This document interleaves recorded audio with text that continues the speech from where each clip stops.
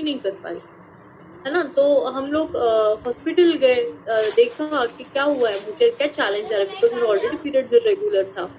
तो मैं और नीलेश हम लोग हॉस्पिटल गए, क्योंकि हमारे यहाँ पे बोलते हैं ना कि जाओ देख के रहो क्या प्रॉब्लम है, हॉस्पिटल जाकर आओ। और वही हमने किया।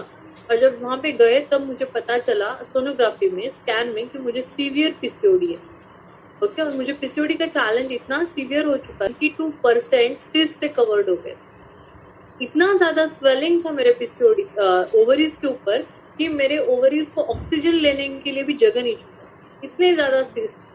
तो मैंने उसके लिए बहुत ट्रीटमेंट्स किए, बहुत सारे स्टेरॉइड्स लिए, बहुत कुछ लिए। मैं कभी टाइम मिलेगा तो डिटेल में आपके साथ मेरा एक्सपीरियंस जरूर शेयर करूंगी इन फ्यूचर।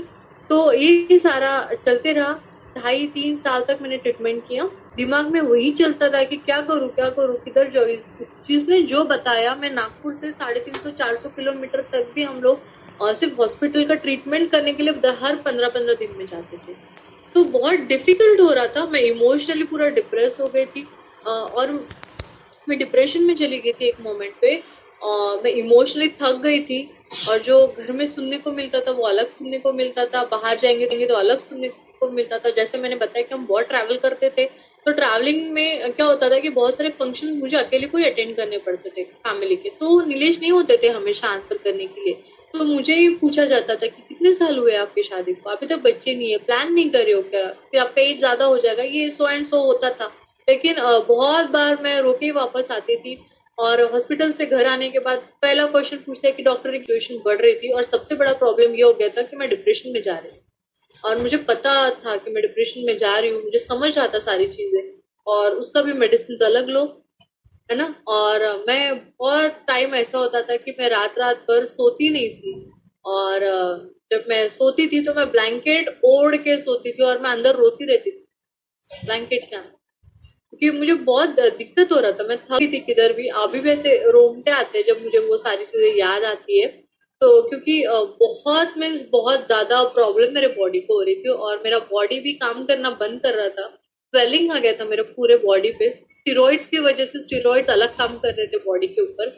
बहुत सारे हार्मोनल इंजेक्शन मैंने इंजेक्ट किए, इतने ज्यादा इंजेक्शन इंजेक्ट किए थे कि मेरा पैरों में, थाइज में ज्यादा देते हैं या फिर पेट के ऊपर आपको, इनसे मैं चल नहीं पा रही थी ढंग से, कि वो सुन बधिर हो गए थे मेरे पैर, है ना। तो ऐसा सब बहुत सारा चैलेंजेस, बहुत सारी दिक्कतें हुई।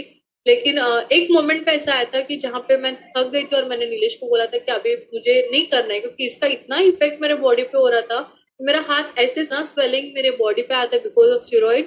और मैं हंसती थी बेवकूफ जैसे, स्टेरॉइड। और मैं हंसती थी बेवकूफ जैसे। और थोड़े टाइम के बाद मैं रोने लगती थी, और थोड़े टाइम के बाद मैं एकदम नॉर्मल हो जाती थी, क्योंकि मेरा मूड स्विंग्स हो रहा था बार बार। और घर में टेंशन होना स्टार्ट हुआ कि ये ऐसा क्यों कर रही है। घर में आई तब तो अच्छी खासी थी, 4-5 साल का, एकदम ऐसा ऐसा क्यों बिहेव कर रही है, ऐसा सारी चीजें चल रही थी घर में।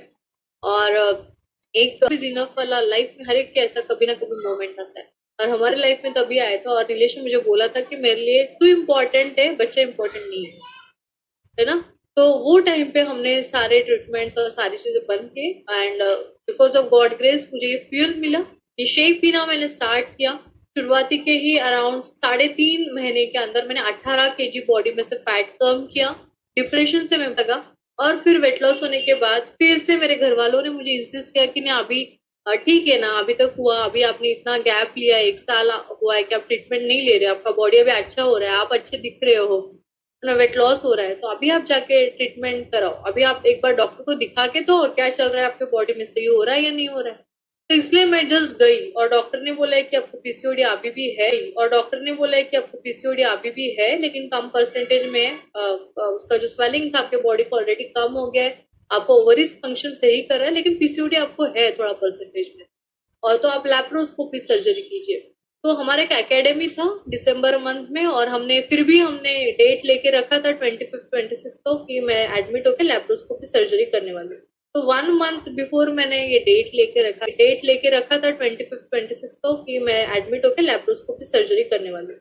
तो 1 मंथ बिफोर मैंने ये डेट लेके रखा था, लेकिन वही महीने में दिसंबर के फर्स्ट वीक में, 7 दिसंबर को मेरा प्रेगनेंसी टेस्ट पॉजिटिव आया। तो मुझे वो सर्जरी करने का काम नहीं पड़ा। तो मेरा जो पहला बेटा है, ये मेरे लिए बहुत बड़ा गिफ्ट, बहुत बड़ा gift. Community, because of this group, ये शेक की वजह से, यहाँ के लोगों की वजह से, इस एनवायरमेंट की वजह से और राइट कोचिंग की वजह से ये सारी चीजें हमें पॉसिबल हुई। ओके, और पहला बेबी मेरा नॉर्मल तरीके से हुआ, हेल्दी हुआ। अभी वो 5 साल का होने वाला है। और रिसेंटली मैंने 9 महीने पहले एक बेबी गर्ल को मैंने बर्थ दिया है। और वो भी कोई भी चैलेंज नहीं, 0.1 भी परसेंट मुझे चैलेंज नहीं है। अभी मुझे मेरे पीरियड्स रेगुलर होते हैं। मेरा थायराइड लेवल नॉर्मली लेडीज का ड्यूरिंग प्रेगनेंसी बढ़ जाता है, वो मेरा कभी भी बढ़ा नहीं, दोनों भी प्रेगनेंसी में। एंड टच वुड, अभी मैं कोई भी टाइप का मेडिसिन नहीं ले रही हूँ। कितने लोगों को मैं डिप्रेस लग रही हूँ? नहीं है ना? तो वो पहले ही 3-4 मंथ्स में वो चला गया। अभी मुझे वो पहले ही 3-4 मंथ्स में वो कंट्रोल करना जान लिए। और इस कम्युनिटी में आने के बाद तो बहुत सारी चीजें हम नई नई सीख रहे हैं। ओके, तो अभी मैं मेरा रिजल्ट आपको बता दूं। ये मेरा रिसेंट है। मेरा जो वजन था 82 kgs हो गया था फर्स्ट डिलीवरी के बाद में। तो वहां पे मैंने 24 kgs का मेरा फैट कम किया। अभी सेकेंड पोस्ट प्रेगनेंसी मेरा वेट 84 kgs हो गया था ना, बहुत बढ़ गया था मेरा वजन। लेकिन अभी तक मैंने 11 किलो मेरा वजन कम किया एंड स्टिल मुझे 10 किलो वजन कम करने की जरूरत है। ये मेरा बिफोर फोटोग्राफ है, अगर आप देख सकते हो पिंक ड्रेस में, मैं ये सिचुएशन में 76 kgs मेरा वेट था और अभी हम दोनों ऐसे। ओके, तो ये फैंटास्टिक जो चेंजेस आए, स्किन में इम्प्रूवमेंट आया, कॉन्फिडेंस लेवल बढ़ा हुआ है, एनर्जेटिक हम लोग फील